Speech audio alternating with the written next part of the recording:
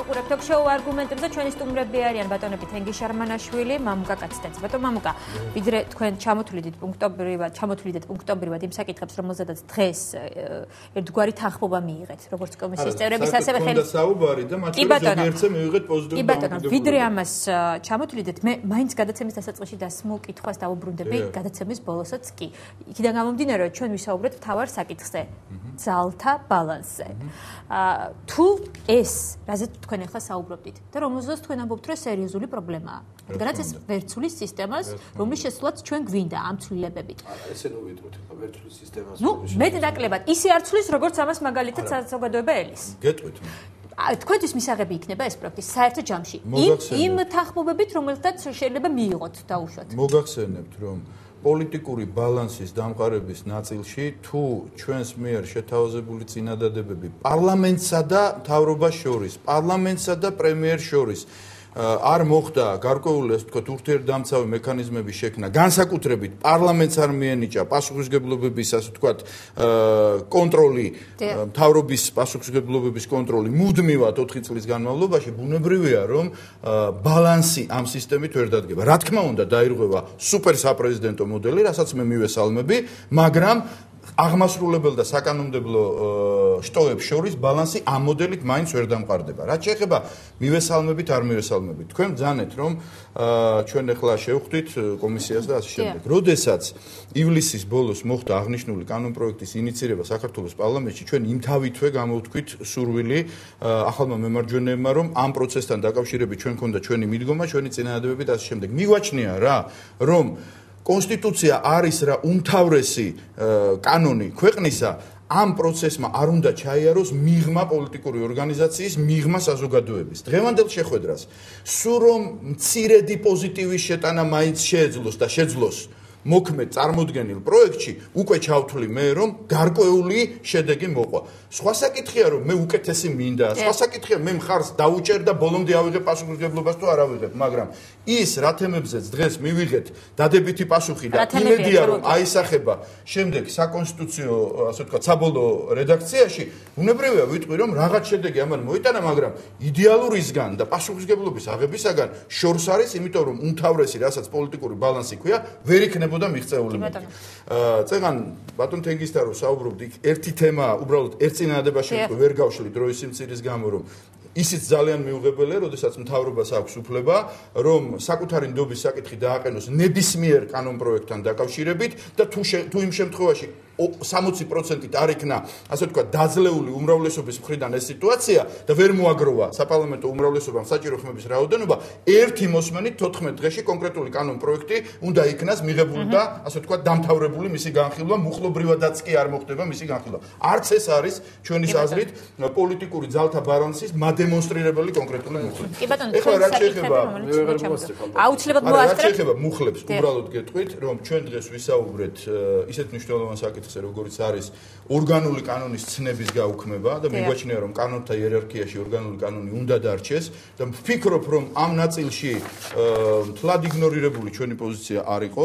ჩვენ ვისაუბრეთ კონსტიტუციურად საკუთრების უფლების უფრო მეტ გარანტიებზე და კერძოდ სახელმწიფოს მიერ წინასწარი სრული ანაზღაურების გარანტიაზე კონკრეტული მესაკუთრის მიმართ თუ სახელმწიფოს ინტერესები არსებობს. ასეთ შემთხვევაში უფრო ნათელ ფორმულირება შემოგვიყვება. დიახ, ფორმულირება იქ იყო შეკვეცილი, რაც ბუნდოვანებას არ მოქმნიდა. ჩვენ ვისაუბრეთ თვითმმართველობის თავთან დაკავშირებით, რომ მეტი კონკრეტიკის შესაძლებლობა ხო არ იქნებოდა და შევთანხმდით იმაზეც, რომ თვითმმართველობაზე ცალკე გაიმართება შეხვედრა, რომელზე გამოთქმულ მოსაზრებებსაც ორგანულ კანონში ავსახავთ, მანამდე სანამ თვითმმართველობას ორგანული კანონი გააჩნია. ნუ იქ იყო საუბარი, ასე ვთქვათ, საქართველოს მოქალაქისათვის საქართველოში თავისუფლად შემოსვლის, ასე ვთქვათ, დეტალზე, რომელიც ამავდროულად იყო ჩვენი მსჯელობისაგან. ანუ ეს სხვა საკითხები უფრო მეტად გაგებით იქნა მიღებული კომისიის ხელმძღვანელობის მხრიდან და აკი აღნიშნა კიდეც ბაქრაძემ, რომ რაღაც ნაწილს ჩვენი წინადადებებისას ავსახავთ საკონსტიტუციო პროექტში. მაგრამ ნუ ხა სიტყვაზე ნდობა ცოტა რთულია, დავინახავთ რა მოხდება საქართველოს პარლამენტში, რას გაითვალისწინებენ, რასაც გაითვალისწინებენ, მათ შორის ბალანსის კუთხით რა პოზიტივებს შეიტანენ და შემდეგ უნდა იყოს ალბათ საბოლოო შეფასებები ჩვენი. კი ბატონო. ბატონო თენგის ბალანსთან დაკავშირებით მაინც შეიძლება დაკავშირებით მე მაინც ჩემ აზრით შევიდა ბალანსი საკმაოდ ნორმალურია. იმ პირობებიდან გამომდინარე რომ გავითვალისწინოთ რომ ეს მთავრობა პრეზიდენტის მთავრობა აღარ არის, ეს ამავე პარლამენტის მთავრობაა.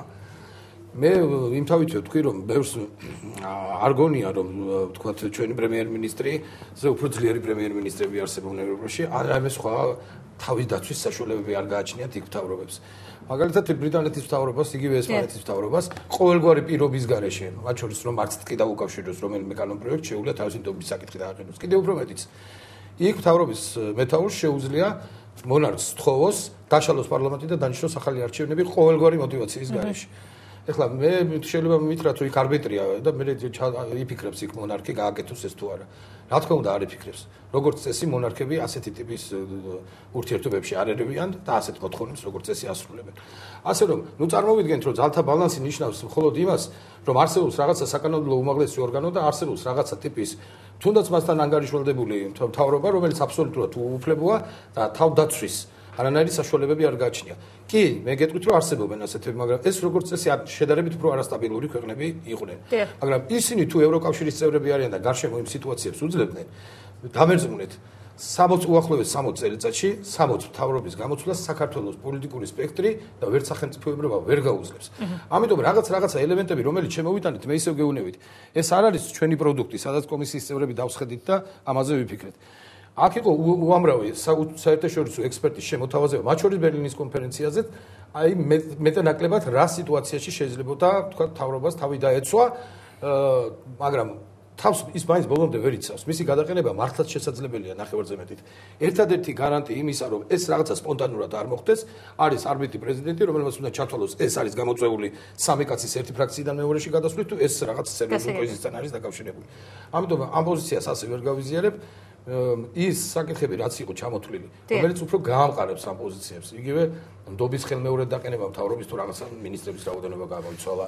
ასევე ორგანულ კანონთან მიმართებაში კიდევ ერთხელ გადახედვა იმ შეხედულებებისა, რომელსაც ასევე ვენეციის კომისიაც ითხოვს. ეს არის ახალი მემარჯვენეების შენიშვნა, მხოლოდ ვენეციის კომისიის შენიშვნაც არის. მე ამის წინააღმდეგი არ ვიქნები, უფრო მეტიც.